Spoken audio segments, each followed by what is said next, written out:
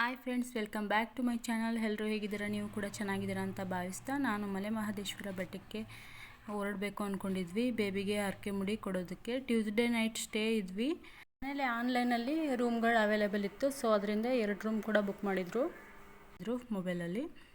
So ಅತ್ತೆ, ಮಾವ ಮತ್ತು ನನ್ನ ಹಸ್ಬೆಂಡ್ ಮತ್ತು ಬೇಬಿ ಇಷ್ಟು ಜನಕ್ಕೂ ಕೂಡ ನಮ್ಮ ಮನೆಯವರೇ ವೆಹಿಕಲ್ ಮಾಡಿದರು. ಅಲ್ಲೇ ನಾಗಮಲೆ ಭವನದಲ್ಲೇ ಸ್ಟೇ ಇದ್ದು ಫ್ರೆಶ್ ಅಪ್ ಆಗಿ ನಂತರ ಬೇಬಿಗೆ ಮುಡಿ ಎಲ್ಲ ಕೊಡಿಸಿದ್ವಿ. ನಂತರ ಈವ್ನಿಂಗ್ ಸ್ನಾನ ಎಲ್ಲ ಮುಗಿಸಿ ಸಂಜೆ 6:30ಗೆ ದರ್ಶನಕ್ಕೆ ಕೂಡ ಹೋದ್ವಿ. ಈವ್ನಿಂಗ್ ಟೈಮ್ ಅಷ್ಟೊಂದು ರಶ್ ಏನಿರಲಿಲ್ಲ.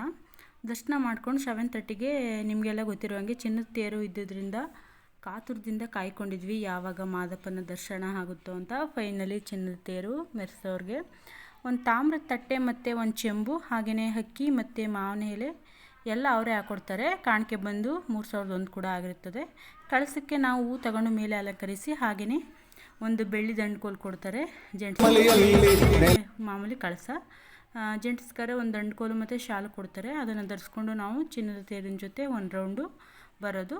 ಅಲ್ಲಿಗೆ ಚಿನ್ನದ ತೇರು ಮತ್ತೆ ತನ್ನ ಸ್ವಸ್ಥಾನಕ್ಕೆ ಬಂದು ತಲುಪುತ್ತದೆ. ಫ್ರೆಂಡ್ಸ್, ಟೈಮಿಂಗ್ಸ್ ಬಂದು 7:30 PM to 8:30 PM ಅಲ್ಲಿಗೆ ನಮ್ಮ ಹರಕೆ ಕೂಡ ಮುಗೀತದೆ. ಇನ್ನು ನೈಟ್ ದರ್ಶನ ಮಾಡಿದ ನಂತರ ಭೋಜನದ ವ್ಯವಸ್ಥೆ ಕೂಡ ಇರ್ತದೆ ದಾಸೋಹ ಮಂದಿರದಲ್ಲಿ. ಅಲ್ಲಿ ಮಾದಪ್ಪ ಸ್ವಾಮಿಯ ಪ್ರಸಾದ ಕೂಡ ಸ್ವೀಕರಿಸ್ಕೊಂಡು ಸ್ವಲ್ಪ ಹೊತ್ತು ಅಲ್ಲೇ ಕುಳಿತಿದ್ದು ನಂತರ ನಾಗಮಲೆ ಭವನಕ್ಕೆ ಹೋದ್ವಿ. ಒಂದು ಖುಷಿಯ ವಿಚಾರ ಏನಪ್ಪ ಅಂತಂದರೆ ರೂಮ್ ನಂಬರ್ 41 ಮತ್ತು 42 ನಮಗೆ ನಾಗಮಲೆ ಭವನದಲ್ಲಿ 3 ಬಾರಿ ಅದೇ ಸಿಕ್ಕಿದೆ. ಇನ್ನು ಬೆಳಿಗ್ಗೆ ಬೇಗ ಎದ್ದು ಸ್ನಾನ ಎಲ್ಲ ಮುಗಿಸ್ಕೊಂಡು ರೆಡಿಯಾಗಿ ಭಸ್ಮ ಎಲ್ಲ ಹಾಕ್ತಾರೆ ಅಲ್ಲೇ ಟೆಂಪಲ್ ಮುಂಭಾಗ ಗುಡ್ಡಪ್ಪಂದಿರುಗಳು. ಸೊ ಅಲ್ಲಿ ನಾವು ಹಾಕಿಸ್ಕೊಂಡು ಮತ್ತೆ ಇನ್ನೊಂದು ಬಾರಿ ಗರ್ಭಗುಡಿಯಲ್ಲಿ ಮಾದಪ್ಪನ ದರ್ಶನ ಕೂಡ ಮಾಡಿದ್ವಿ. ಬೆಟ್ಟದ ಆನೆ ಅಂತಲೇ ಫೇಮಸ್ ಆಗಿರುವ ಗಜ ಹತ್ರ ಹೋಗಿ ನಮಸ್ಕರಿಸಿ ಅದನ್ನು ಕೂಡ ನೋಡ್ಕೊಂಡು ಬಂದ್ವಿ. ಫ್ರೆಂಡ್ಸ್, ಇನ್ನು ನೋಡಿ, ಇವರು ಮಾರ್ನಿಂಗ್ ಟೈಮು ದಂಡುಕೋಲು, ಬೆಳ್ಳಿ ದಂಡುಕೋಲು ಮೆರವಣಿಗೆ ಓಡಿಸೋರು. ನೀವು ಇವಾಗ ನೋಡ್ತಾ ಇರ್ಬೋದು.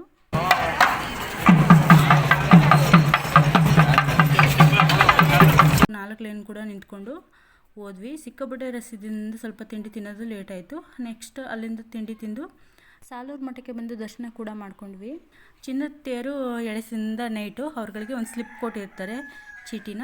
ಆ ಚೀಟಿ ಕೊಟ್ಟರೆ ಅಲ್ಲಿ ಕೌಂಟರಲ್ಲಿ 4 ಲಡ್ಡು ಪ್ರಸಾದ ಕೂಡ ಕೊಡ್ತಾರೆ. ನಮ್ಮ ಮೊಟ್ಟೆ ಬಸ್ಟು ಅದ್ರ ಜೊತೆ ನಾವು ಇನ್ನೊಂದು 6 ಲಡ್ಡು ಕೂಡ ತಗೊಂಡು ಅಲ್ಲಿಂದ